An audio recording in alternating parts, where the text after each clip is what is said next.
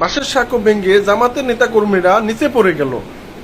বিশ্বাস করেন ভাই, নিশ্চয় এখানে স্বৈরাচারী হাসিনার হাত আছে, নইলে এই সাঁকো কেমনে ভাঙে আপনারাই বলেন তো।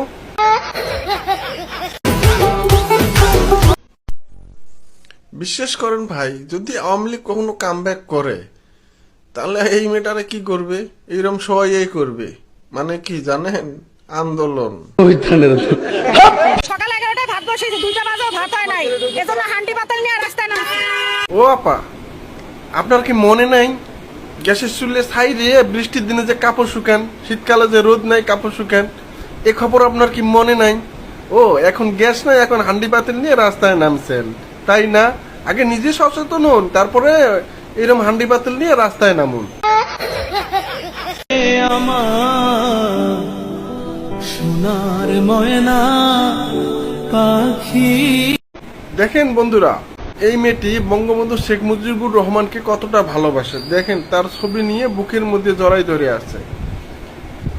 অবশ্যই আপনারা যদি বঙ্গবন্ধুকে ভালোবাসেন তা ভিডিওটিতে লাইক দিয়ে চ্যানেলটি সাবস্ক্রাইব করবেন। ইনি হলেন গোপালগঞ্জের বঙ্গবন্ধুর আদর্শ সৈনিক। দেখেন সারা দেশে বঙ্গবন্ধুর মূর্তি নিশ্চিহ্ন হলেও গোপালগঞ্জে কিন্তু কোনো বঙ্গবন্ধুর মূর্তি আছে, আর সেখানে দেখেন কি সুন্দর ভাবে আদর করতেছে। তাই নাকি সারা দেশে বিদ্যুৎ নাই, তারেক রহমানের খবর নাই। যখন বিদ্যুৎ থাকে তখন তো একেবারে বিদ্যুৎ খরচ করার জন্য উড়ে ধরে লাগিয়ে পড়েন, এখন বিদ্যুৎ নাই, এখন কি হয়েছে, এখন মিছিল করা শুরু করে দিচ্ছে।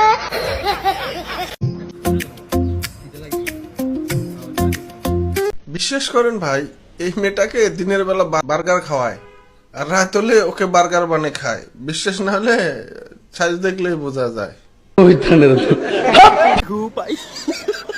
নাসিরউদ্দিন পাটোয়ারি এখানে সম্মেলন করতে গিয়েছে, যা দেখে যে তার সম্মেলনে লোক নাই। ও বলতেছে যে ভাই এত মাল ছিটালাম কিন্তু সেই অনুপাত এত লোক আসলো না, চেয়ার ফাঁকা কেন? এই জন্য হাতের ইশারায় বুঝাই দিতেছে।